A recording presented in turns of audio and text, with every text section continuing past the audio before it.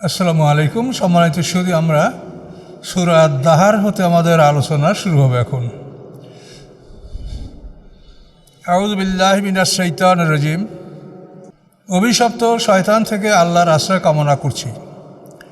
বিসমিল্লাহির রহমানির রহিম। রহমান রহিম আল্লাহর নামে শুরু করছি। হাল আতা আলাল ইনসানি হিনুম মিনাদ দাহরি লাম ইয়াকুন শাইআম মাযকুরা। হাল এটা প্রশ্নবোধক শব্দ। হাল আতা আসে নাই কি মানুষের উপরে এমন একটা সময় কালের যে লামিয়াকুন শাইআম মাযকুরা, সে কোনো উল্লেখযোগ্য বিষয়ই ছিল না। আদম সৃষ্টির আগে, মানব সৃষ্টির আগে মানুষ বলতে কিছু আছে কি না আছে, এটা কোনো উল্লেখযোগ্য বিষয় ছিল? তো সেই সময়ের কথাটা আল্লাহ বলছেন, হাল আতা আলাল ইনসানি হিনুম মিনাদ দাহর। দাহর মানে কাল। কালের এমন একটা সময় কি মানুষের পরে এসেছিল না যখন এই মানুষ উল্লেখযোগ্য কোনো বস্তুই ছিল না, কিছুই না। সেখান থেকে আল্লাহ তাআলা এই মানুষ সৃষ্টি করছেন, জিন জাতিকে পৃথিবী থেকে বিতাড়িত করার পরে আমাদেরকে আল্লাহ সৃষ্টি করেছেন। আমাদের আগে পৃথিবীতে জিন জাতি ছিল, তার আগে কারা ছিল সেটা কিন্তু স্পষ্ট বলা নাই। তবে মশহুর হাদিসে এটা আছে যে আল্লাহ তাআলা আমাদের আদমের মতো আরও আদম, মুসার মতো মুসা, ঈসার মতো ঈসা, এমনকি আমাদের মুহাম্মদ সাল্লাল্লাহু আলাইহি ওয়াসাল্লামের মতো আরও মুহাম্মদ এর আগে সৃষ্টি করেছেন। এটা বিশ্বাসযোগ্য। তার কারণ পৃথিবীতে যে এই যে পৃথিবীর বয়স, বিজ্ঞানীরা অনুমান করেন যে পৃথিবীর বয়স অন্তত 1200 কোটি বছর হতে পারে। তো এই পৃথিবীতে আমাদের আদমের আগে যে জিন জাতি ছিল, এটা তো কোরআনেই বলা আছে, অল জান্না খালাকনাহু মিন কাবলু মিন নারিস সামুম, যে আদমের আগে আমি জিন জাতিকে ধোঁয়াবিহীন আগুন দ্বারা সৃষ্টি করেছি। এটা তো কোরআনেই বলা আছে। তো জিন জাতিরও আগে হয়তো বা কোনো সৃষ্টি আল্লাহ থাকতে পারে। তার কারণ পৃথিবী অনেক বয়স্ক পৃথিবী, অনেক তার বয়স হয়েছে। তো জিন জাতির অন্তত 2,40,000 বছর পরে আমাদের সৃষ্টিটা হয়েছে, তাফসীর যেটা পাওয়া যায়। এই সংখ্যাগুলি কি ঠিক কি বেঠিক, মোটামুটি আমরা যেটা পাচ্ছি সেটাই বলছি, যে জিন জাতিকে পৃথিবীর থেকে তাড়িয়ে দেওয়ার 2,40,000 বছর পরে আল্লাহ তাআলা আদম সৃষ্টির জন্য ফেরেশতাদের কাছে প্রস্তাব করেছিলেন, ইন্নী জাইলুন ফিল আরদে খলিফা। তখন ফেরেশতারা তাদের অভিজ্ঞতা অনুযায়ী তারা বলল, আতাজালু ফিহা মা ইউফসিদু ফিহা, যেখানে এরা ফাসাদ করবে, গণ্ডগোল করবে। যেহেতু এর আগে জিন জাতি সৃষ্টি করেছিলেন, তারা এটা করেছে, তো এরাও হয়তো এটা করবে, এই অনুমান ভিত্তিক ফেরেশতারা এটা বলেছিল। কিন্তু আল্লাহ বললেন, ইন্নী আ'লামু মা লা তা'লামুন, আমি যা জানি তোমরা তা জানো না, আমি আদম সৃষ্টি করব। তো এই কথাগুলো আমরা বহুবার শুনছি, কোরআনে বহুবার আসে। এখানে আমরা ধারাবাহিক সূরাটার মধ্যেই প্রবেশ করি, তো আমরা দেখি আল্লাহ কি দেয় আমাদেরকে। আল্লাহ বলেন, হাল আতা আলাল ইনসানি হিনুম মিনাদ দাহর। কালের এমন একটা সময় কি মানুষের উপর থেকে অতিবাহিত হয় নাই যখন মানুষ লাম ইয়াকুন শাইআম মাযকুরা, উল্লেখযোগ্য কোনো বিষয়ই ছিল না। ইন্না খালাকনাল ইনসানা মিন নুতফাতিন আমশাজ, নিশ্চয়ই আমি সৃষ্টি করছি মানুষকে নুতফাতিন আমশাজ, সম্মিলিত বীর্যের মাধ্যমে। নারী এবং পুরুষের সম্মিলিত বীর্য, পুরুষের স্পার্ম, নারীর ওভাম, এই সম্মিলিত বীর্যের মাধ্যমে আল্লাহ তাআলা মানুষের রক্ত মাংসের দেহটা সৃষ্টি করেছেন। মানুষের দেহটার দুইটা ভাগ, একটা হলো রক্ত মাংসের দেহ, ফিজিক্যাল পার্ট, আর একটা হলো আধ্যাত্মিক দেহ, যেটা হলো নফসে মুতমাইন্না, নফসে লাওয়ামা, নফসে আম্মারা, রূহ। এই চারটে দিয়ে আমাদের মানে মূল যেটা আধ্যাত্মিক দেহ, স্পিরিচুয়াল পার্ট, এটা এর দ্বারা তৈরি, দুইটা ভাগ। তো এই নুতফাতিন আমশাজ থেকে কিন্তু মানুষের প্রাণ সৃষ্টি হয় না, এটা বুঝতে হবে। এই নুতফাতিন আমশাজ সম্মিলিত বীর্য যখন মাতৃগর্ভে স্থান নেয়, স্থান নেওয়ার পরে প্রথম 40 দিন পরে সেটা রক্তের আকার ধারণ করে, জমাট রক্ত, ক্লট। তারপরে দ্বিতীয় 40 দিনে মানে লাম্প অফ ফ্লেশ, মানে এক টুকরা গোশতের আকার ধারণ করে। তৃতীয় 40 দিনে সেটা তার একটা স্ট্রাকচার সৃষ্টি হয়, বডি স্ট্রাকচার।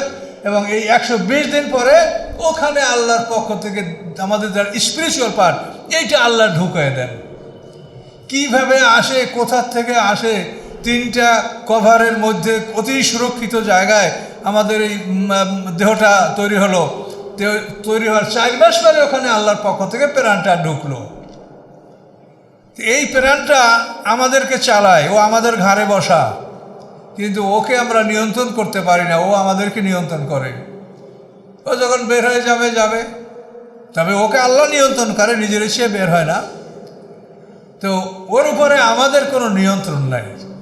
তো এখানে নুতফাতে নামসাজ আল্লাহ বলেছেন মানব সৃষ্টির সূচনা তো মাটির থেকে হয়েছে।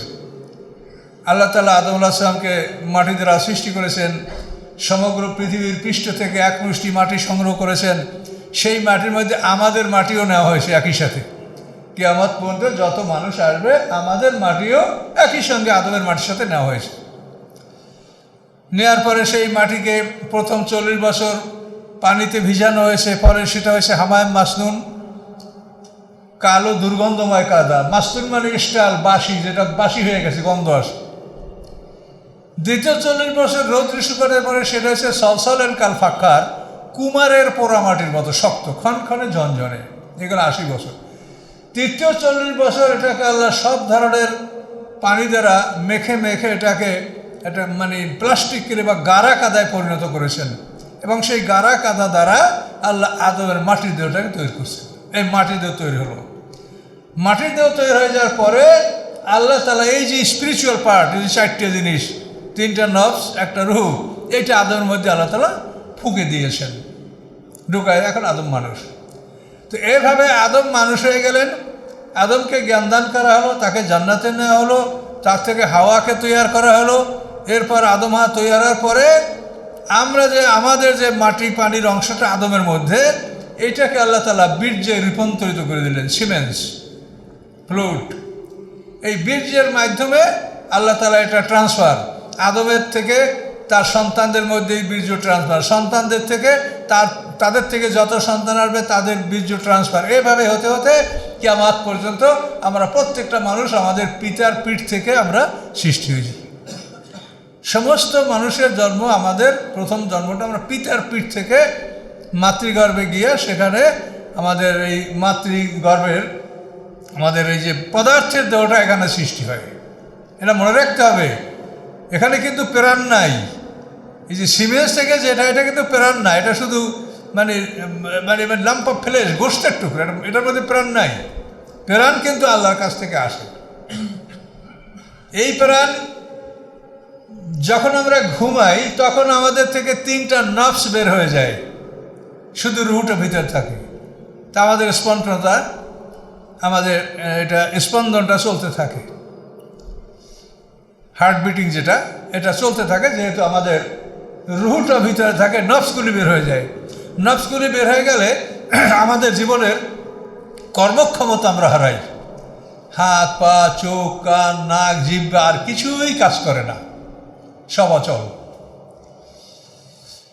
তো এভাবে আমাদের সৃষ্টি, অর্থাৎ প্রথম সৃষ্টি আমাদের মাটি থেকে, সেখান থেকে আমাদেরকে মানে আদমের ভিতরে যেটা আমাদের অংশ ছিল সেটাকে আল্লাহ সিমেন্স বা বীর্য বা ফ্লুইডে রূপান্তরিত করে দিলেন, এবং সেইটা বংশানুক্রমে পৃথিবীতে সেটা আল্লাহ তাআলা মানে সরবরাহ করে আদম থেকে তার সন্তানদের মধ্যে, তার সন্তান থেকে তার সন্তানদের মধ্যে, এইভাবে ট্রান্সফার হতে হতে পৃথিবীর শেষ দিন পর্যন্ত এটা এইভাবে ট্রান্সফার হবে, চলতে থাকবে। আল্লাহ বলেন, আমি তাকে সমৃদ্ধ বীর্য দ্বারা কেন সৃষ্টি করলাম? নাবতালিহে, আমি তাকে পরীক্ষা করব। আমি তাকে পরীক্ষা করব, তাকে আমি পরীক্ষার জন্য সৃষ্টি করেছি। এই পৃথিবী তার পরীক্ষার হল। এখানে আমি তাকে কিছু আদেশ নিষেধ দিয়ে আমি পরীক্ষা করব। এই পরীক্ষায় যদি সে উত্তীর্ণ হয় তাহলে আমি তাকে জান্নাতের ঠিকানা দিব, আর এই পরীক্ষা যদি ফেল করে তা আমি তাকে দোজখে ঢুকাবো। এখন সে মহাক্ষমতার মালিক, আপনি কি প্রতীক বার করবেন? কি মিছিল করতে পারবেন, না স্লোগান দিতে পারবেন, না আন্দোলন করতে পারবেন? কি করার আছে বল? এটা মেনেই নিতে হবে, যে এটাকে আমাদেরকে মেনে নিতে হবে। এটার বিরুদ্ধে আমাদের কিচ্ছু করার নেই। আমরা অত্যন্ত অসহায়। যাই আমরা মনে করি যে আমরা বহু কিছুর মালিক, কিন্তু আমরা অত্যন্ত অসহায়। দেখেন, চিন্তা করে আপনি বলতে পারেন যে আমাকে এরকম পরীক্ষার সম্মুখীন কেন করা হবে, আর আমাকে যদি মানি তাহলে আমাকে শান্তি দেওয়া হবে, না মানলে আমাকে শাস্তি দেওয়া হবে, এটা আমার জন্য না করলেই হতো। কিন্তু সেটা বলে আপনার কোনো লাভ হবে না। এটা মহা ক্ষমতার মালিক, তিনি যা ইচ্ছা করেন তা তিনি করেন। তিনি বলেই রেখেছেন, লা ইউসআলু আম্মা ইয়াফআলু ওয়া হুম ইউসআলুন। তিনি যা করেন তাকে জিজ্ঞাসা করার ক্ষমতা কেউ রাখে না, কিন্তু অন্য সবাইকে জিজ্ঞাসা করা হবে। এটা তার ক্ষমতা, এটা তার পাওয়ার, এটা তার সুপ্রিম পাওয়ার। এখন আল্লাহ বলেন যে আমি এটা করছি কেন, নাবতালিহে, আমি তাকে পরীক্ষা করব। পরীক্ষা করার জন্য কি দরকার সেটা আমি তাকে দিয়েছি। ফাজআলনাহু সামিয়াম বাসিরা, তাকে আমি পরীক্ষা করব বলেই তাকে আমি শ্রবণ শক্তি দিয়েছি, দৃষ্টিশক্তি দিয়েছি। সে শুনবে, দেখবে, চোখ দ্বারা দেখবে, কান দ্বারা শুনবে এবং রিয়ালাইজ করবে, অন্তরে সেটা অনুধাবন করবে। এই জন্য আমি তাকে এই যন্ত্রগুলি দিয়েছি, শ্রবণ শক্তি এবং চোখ। কিন্তু আমাদের চোখটা আমরা কি করি, এটার দ্বারা আমরা স্টার দেখি আর কান দ্বারা গান শুনি। আর আল্লাহ বলেন তোমাকে এটা দান করছি আমি, তোমাকে এই দুইটা দ্বারা পরীক্ষা করব। এখন বোঝেন, মালিকের ইচ্ছার বিরুদ্ধে মালিকের কোনো সম্পদ ব্যয় করলে তার শাস্তি হবে কিনা বলেন। আপনি যেটা কোম্পানি চাকরি করেন বা আপনি যা কিছু করেন, মালিকের যেটা অর্ডার তার বাইরে মালিকের সম্পদ ব্যবহার করলে শাস্তি হবে কিনা বলেন। তা আল্লাহ বলেন আমি তোমাকে শ্রবণ শক্তি আর কান দিয়েছি যে আমি তোমায় পরীক্ষা করব। তুমি কান দ্বারা ভালো কথাগুলি শোনো, চোখ দ্বারা দেখো আসমানি কিতাবে কি বলা আছে, রিয়েলাইজ করো, অনুধাবন করো, বোঝো। কিন্তু আমরা এইদিকে না করে অন্যদিকে, শয়তান যেহেতু আমাদের শত্রু, সে আমাদেরকে বিপদে নিয়ে যাচ্ছে। আর এগুলি স্মরণ করে দেওয়ার জন্য তো এই কোরআন, এই তাফসির, এই আলোচনা, আর কি বলেন, এগুলি স্মরণ করিয়ে দেওয়া। এরপরে ইন্না হাদাইনাহু সাবিলা, আমি দেখিয়ে দিয়েছি তাকে রাস্তা। আমাদেরকে আল্লাহ রাস্তা দেখিয়ে দিয়েছেন। চোর যে, সেও জানে যে আমার এই কাজটা অপরাধ। যদি চোর এইটাকে ভালো মনে করতো তাহলে সে বলতো যে আমি একজন এক্সপার্ট চোর, বলে ভালো পকেট মার, বলে যে আমি একজন ভালো পিক পকেটার। তাহলে সেও জানে যে এটা অপরাধ, এই জন্য সে বলে না। যে নেশা করে, যে ইফটিজিং করে, কেউ কি বলে যে আমি খুব বাহাদুর এটা করি? তার কারণ সে বোঝে যে এটা ভালো না, এই জন্য এগুলা কেউই প্রকাশ করতে চায় না, এটা লুকিয়ে রাখে। তাহলে আপনি বোঝেন না, এটা কি করে বলা হবে? আপনি তো বোঝেন সবই, আপনি বোঝেন বলেই তো এই অপরাধটা আপনি প্রকাশ করেন, এটা লুকিয়ে রাখেন। তাহলে আপনি বোঝেন, তাহলে আপনি বলবেন আমি বুঝি না, আমি জানি না। আপনি তো বোঝেন, জানেন সবই। তো না বুঝলে তো আপনি এটা ফ্ল্যাশ করে দিতেন। তা আল্লাহ বলেন ইন্না হাদাইনাহু সাবিলা, আমি তাকে পথ দেখিয়েছি। কোন পথে চললে সে জান্নাতে যাবে, কোন পথে চললে সে জাহান্নামে যাবে, এই পথ আমি তাকে দেখিয়েছি। ইন্না হাদাইনাহু সাবিলা ইম্মা শাকিরা ওয়া ইম্মা কাফুরা, হয়তো সে কৃতজ্ঞতার পথ অবলম্বন করবে অথবা সে অকৃতজ্ঞ হবে। সিরাতাল মুস্তাকিম যদি সে অবলম্বন করে তো সে কৃতজ্ঞতার রাস্তা, এটা গ্রহণ করলো। আর সিরাতাল দলিন যদি সে গ্রহণ করে তা কাফুরা, সে অকৃতজ্ঞ হলো। এখন সে কোনটা ধরবে সেটা তার ব্যাপার। আমি তাকে দুটো পথ স্পষ্ট করে দেখিয়ে দিয়েছি। ইন্না আতাদনা লিল কাফিরিনা সালাসিলা আগলালা ওয়া সাইরা, নিশ্চয়ই আমি প্রস্তুত রেখেছি কাফিরিনা, অবিশ্বাসীদের জন্য, যারা আমার এই কথাগুলি অবিশ্বাস করে। মৃত্যুর পরে আমি তাদেরকে তুলব, বিচার করব, শাস্তি দেব, জান্নাত দেব, এই কথাগুলি যারা অস্বীকার করে তাদের জন্য আমি কি সৃষ্টি করে রেখেছি? সালাসেলা, জিঞ্জির, শিকল, আগলালা এবং বেড়ি, লোহার বেড়ি, সাইরা এবং জ্বলন্ত আগুন। জেলখানায় ডান্ডা বেড়ি আছে, এটা মানুষের কাছে খুবই একটা কষ্টদায়ক ব্যাপার। তা আল্লাহ বলেন আমি তাদের জন্য শিকল, বেড়ি, জ্বলন্ত আগুন প্রস্তুত করে রেখেছি। এটা দুনিয়ার তুলনায় অত্যন্ত ভয়ঙ্কর। এগুলি আল্লাহ কাফেরদের জন্য প্রস্তুত রেখেছে। এদেরকে শিকলে বাঁধবে, তারপরে গলায় লোহার বেড়ি পরাবে, জ্বলন্ত আগুনে ঢুকাবে। এটা অন্য জায়গায় বলা আছে। এই যে শিকল, এই শিকলটা তার মুখ থেকে ঢুকাইয়া মলদ্বার থেকে বের করে তারপরে তাকে ঝুলাবে, লটকাবে। এবং এই শিকলটা বলা হয়েছে সাবুনা জেরা, এটা 70 হাত।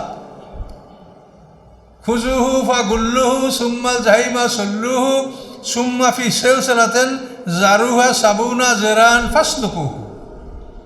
আল্লাহ ফেরেশতা একবার খুজু, ওকে ধরো, গুল্লুহু আর গলায় লোহার বাড়ি পড়াও, সুম্মাল জাহিমা সল্লুহু তারপর জ্বলন্ত আগুনে ওকে প্রবেশ করাও, সুম্মা ফি সিলসিলাতিন তারপর তাকে এক শিকলে গাঁথো, জারুহা সাবুনা জারা যেটার দৈর্ঘ্য হলো 70 হাত। 70 হাত দৈর্ঘ্য শিকলে মুখ থেকে ঢুকে মলদাগ থেকে বের করে তাকে আটকাইয়া এই লটকালো। লটকানোর পরে এই অবস্থায় ফিক মেরে তাকে গরম পানির কুয়ার মধ্যে ফেলে দেওয়া হবে। সেখানে যখন তার চামড়া পুরো শেষ হয়ে যাবে তাকে ডাঙ্গায় তুলে আবার তাকে আগুনের মধ্যে ফেলে দেওয়া হবে। আবার আগুনে পুড়ে চামড়া যখন শেষ হবে তখন ডাঙ্গায় তুলে তাকে চামড়া লাগিয়ে চামড়া পরিয়ে তাকে আবার ওই গরম পানির কুয়ার মধ্যে নিক্ষেপ করা হবে। তো টোটাল কথাগুলো এক জায়গায় করলেই সব আপনি পাবেন। এখানে শুধু সংক্ষেপে বলা হয় 3টা কথা। তার জন্য শিকল, বেড়ি, জ্বলন্ত আগুন। এই শিকল দ্বারা কী করা হবে এটা বলা হয়েছে। তো এই বিষয়টা আপনি বোঝেন যে এইটা দুনিয়ায় সম্ভব না। দুনিয়া একটা মানুষের আপনি মুখ থেকে শিকল বাইর করিয়া মলদার থেকে বাইর করে এর মধ্যে বাঁচবে, এই বাইর করার আগে তার মৌগত হয়ে যাবে। কিন্তু আমাদের সামনে যে মরণটা আছে এটা দ্বিতীয় মরণ। এই মরণের পরে আমাদের মরণ হবে না। এগুলো হলো সবচাইতে ভয়ঙ্কর ব্যাপার। আমরা মৃত অবস্থা থেকে আমাদের জীবনের শুরুটাই হচ্ছে মৃত অবস্থা থেকে। কাইফা তাকফুরুনা বিল্লাহি ওয়া কুনতুম আমওয়াতা, কীভাবে তোমরা অবিশ্বাস করছো, তোমরা ছিলে মৃত্যু। আমরা সবাই একসঙ্গে মরেছি। আল্লাহ আমাদেরকে বানাইয়া সামান্যতম আমাদের মধ্যে জীবন দান করে একটাই প্রশ্ন করছে, আলাস্তু বিরাব্বিকুম, আমি কি তোমাদের রব নই? কলু বালা, আমরা বলছি হ্যাঁ আপনি আমাদের রব। এই জবটা নিয়ে, উত্তরটা নিয়েই আল্লাহ আমাদেরকে একসঙ্গে সবাই মৃত করে দিয়েছেন। তাহলে আমরা সবাই একসঙ্গে মরেছি। আবার ইসরাফিলের সিংহার ফুৎ করে আমরা সবাই একসঙ্গে উঠব। কি হিসাবটা পেয়েছেন? আমরা সবাই একসঙ্গে মরেছি আর ইসরাফিলের সিংহার ফুৎ করে আমরা সবাই একসঙ্গে মাটি থেকে ফুটে বের হব। তাহলে মৃত্যু থেকে শুরু আর জন্মের শেষ। এই যে জন্ম, এইটা হলো আমাদের জীবনের শেষ পর্ব, এরপর আর কিছু নাই, আর মৃত্যু হবে না। এখন এই মৃত্যু একসঙ্গে, জন্ম একসঙ্গে, এখন মাঝখানে যে পর্বগুলো আছে এইখানে আপনি ভেরি করতেছে। মরার পরে আপনাকে আমার পর্দারে রাখা হলো বরজাক। এই বরজাক থেকে কাউকে নূহ আলাইহিস সালামের জমানায় বাইর করছে আল্লাহ, কাউকে ইব্রাহিম আলাইহিস সালামের জমানায়, কাউকে মুসা আলাইহিস সালামের জমানায়, কাউকে মুহাম্মদ সাল্লামের জমানায়, কাউকে এখন বাইর করছে, কাউকে আরও পরে বাইর করবে। তাহলে ওই মৃত্যুর পরে যে আমাদেরকে বরজাকে ঢুকানো হয়েছে ওখান থেকে আমাদেরকে একসঙ্গে বের করা হচ্ছে না, আমাদেরকে এখন বাইর করা হচ্ছে। পিছনে দীর্ঘকাল আমরা বরজাকে ছিলাম, মরব, অল্পকাল বরজাকে থাকবো, তারপর সিংহার ফুৎ করে আমরা জেগে উঠবো। তাহলে সমস্ত মানুষের বয়স কিন্তু সমান, এই দিক প্লাস এই দিক, মাঝখানে বয়স, পিছন সামন মাঝখানে বয়স, আপনার বয়স সমান। এখন জন্মেছেন, পিছনের সময় বেশি কাটিয়েছেন বরজাকে, সামনে কম কাটাবেন। আর যারা নূহ আলাইহিস সালামের জমানায় জন্মগ্রহণ করছে তারা পিছনে কম সময় বরজাকে ছিল, মৃত্যুর পরে লম্বা বরজাক তারা পার করছে। তাহলে 2টা বরজাক প্লাস জীবন, এ নিয়ে প্রত্যেকটা মানুষের বয়স সমান। এগুলো বোঝেন, এগুলো বোঝার ব্যাপার। প্রত্যেকটা মানুষের বয়স সমান। আল্লাহ শুকরিয়া যে আপনারা তাফসীর শুনে শুনে এগুলো বুঝতেছেন। এটা যদি নূতন কোনো জায়গায় বলা হয় তাই মানুষের শতকরা একটা লোকও বুঝবে না যে আমি কি বলছি, ওইটা হাঁটিয়ে দেবে কী কয়। এগুলি বোঝার জন্য আপনারা দীর্ঘদিন শুনে শুনে একটা অবস্থানে আসছেন বলে এগুলো বুঝতেছেন যে এইটা এইরকম হচ্ছে। আর এই জন্য আল্লাহ রসুল 23 বছর বয়সে কোরআনটা বুঝিয়েছেন। দেখেন চিন্তা করে, এটা যে একদিনে বোঝার জিনিস না, কারোর জন্য না। এই জন্য এই কোরআনটা 23 বছর বয়সে আল্লাহ রসুল সাহাবায়ে কেরামদেরকে বুঝিয়েছেন। আর এটা যদি আমরা সবাই মিলে এইভাবে ধীরে ধীরে বোঝাতে চেষ্টা করতাম তো মানুষের মধ্যে কোরআনের প্রতি একটা রুচি সৃষ্টি হতো যে আমরা কোরআন শুনব। কিন্তু এখন এই রুচি সৃষ্টি হয় না। আমরা নূতন কোনো জায়গায় গেলে এমনও বিপদ হয় যে আমাদের কাছে কেউ বোঝে না, কি হুজুর আছেন কিচ্ছু বুঝি না, কথা শেষ। কি এই জন্য আমরা কোথাও দাওয়াত করলে আগে জানার চেষ্টা করি যে আপনি কোথায় দাওয়াত করছেন, আমাকে কি করবেন, কীরকম আপনার শ্রোতার মান বোঝেন আগে। তার কারণ এই কোরআনের কথা যদি এতই সহজ হতো তা আল্লাহ রসুলের জীবনে 23 বছর সময় এটা নাও লাগতে পারতো, এটা এত সোজা না। তো এখন যে সকল মানুষের বয়সটার সময়টাকে বুঝতে পারছেন আপনারা, একসঙ্গে মৃত্যু হলো, একসঙ্গে উঠবো, এখানে এতে আর কোনো ব্যবধান নাই। আর মাঝখানে কি, মাঝখানে ব্যবধানটা ওই মৃত্যুর পরে পর্দার আড়ালের জগতে বরজাক বলা হয়, এটা বরজাক কোরআনের ভাষা। আমাকে ঢুকানো হয়েছে, আমি এখন আসছি, তো এখন আসার পর এদিকে আমি হাজার হাজার বছর আমি বরজাকে ঘুমিয়েছিলাম, আবার মরবো, সামনে অল্প বরজাকে ঘুমাবো, ইসরাফিলের ফুৎকার হবে, ঠিক না? আর যারা নূহ আলাইহিস সালামের জন্মিছে পিছনে খুব অল্প সময় তাদের বরজাক ছিল, তারপরে জন্মগ্রহণ করে মৃত্যুবরণ করছে, মৃত্যুবরণ করে তারা অনেক দীর্ঘ বরজাক, এখনও তারা ঘুমিয়ে আছে। তাহলে এই দুইটা বরজাক মাঝখানে জীবন, এটা মিলাইলে একটা মানুষের বয়স সমান। কোনো মানুষ কাছেতে ছোট না বড় না, কেউ কাউকে বয়স দিতে পারে না। এই বয়স দেওয়ার যত হাদিস সেহাজাত্তায় আছে, এই বয়স দেওয়ার হাদিস এটা ঠিক না। মানুষ কেউ কাউকে বয়স দিতে পারে না। বয়সের দোয়া করতে পারেন, আমার জন্য মাসে অনেকে দোয়া করে, আল্লাহ হুজুরকে আরও বাঁচাই রাখেন, আমরা তাফসীর শুনবো, এটা একটা মনের আকাঙ্ক্ষা। কিন্তু এটা যদি আল্লাহ আমার জন্য মঞ্জুর করেন, তাহলে আমার যে সামনে আমি অন্ধকারে ঢুকবো, ওইখান থেকে 20 বছর কাইটে আমার জীবনের সাথে যোগ করে দিল, ব্যাস বয়স বাড়লো। তা আমার বয়স বাড়ার জন্য তো আরেকজনের কাছ থেকে বয়স ধার করা সম্ভব না। কি বুঝতে পারছেন? বয়স যদি আল্লাহ কাউকে বাড়িয়ে দেন, তাহলে তার সামনে তো টাইম আছে, ওই থেকে 20 বছর থেকে হায়াতের সাথে যোগ দিয়ে দেওয়া হলো, ওই বরজাক থেকে 20 বছর কমিয়ে দেওয়া হলো। আর কারো জুলুমের কারণে যদি আল্লাহ কারো হায়াত কমাইয়ে দেন, তা হায়াত থেকে 20 বছর কমাইয়া অন্ধকার বরজাকের সাথে মিলিয়ে দিল, হায়াত কমাই দিল, এভাবে এটা হয়। কাজে এটা কেউ কাউকে হায়াত দেবে এটা হতে পারে না, এটা হয় না। কাজে এই জন্য হাদিসের কথাগুলা পরীক্ষা নিরীক্ষা করলে আমরা ঘাবড়িয়ে যাই, যে এতে হাদিস মানে খুব কম সংখ্যক হাদিসই বিশুদ্ধ পাওয়া যায়, অধিকাংশ হাদিসই এভাবে করা। কি করার আছে? মানুষ আলেম ওলামা এগুলোর দ্বারা তারা ওয়াজ করে করে সমাজে হুজুর হয়েছে, বিখ্যাত হয়েছে, প্রসিদ্ধ হয়েছে। এখন যদি এগুলো আমরা তাদের বলি যে এটা ভুল, তাহলে এটা তারা মানতে লজ্জাবোধ করতেছে। কিন্তু এই লজ্জাবোধ করাটা কঠিন বিপদ আসবে আপনাদের উপর। এই লজ্জাবোধ করলে আমাকেও বলেন, আমি তো সবসময় বলি যে আমিও ভুল চিন্তায় ছিলাম, কোরআন নিয়ে গবেষণা না করলে আমিও আপনাদের মতো মৌলিসাব ছিলাম। কিন্তু এটা গবেষণা করে তখন দেখবেন যে না, এটা সত্য। গবেষণা না করেই যদি হুরহাঙ্গামা করেন, সেটা আপনাদের ব্যাপার, করলে করতে পারেন, কোনো আপত্তি নেই।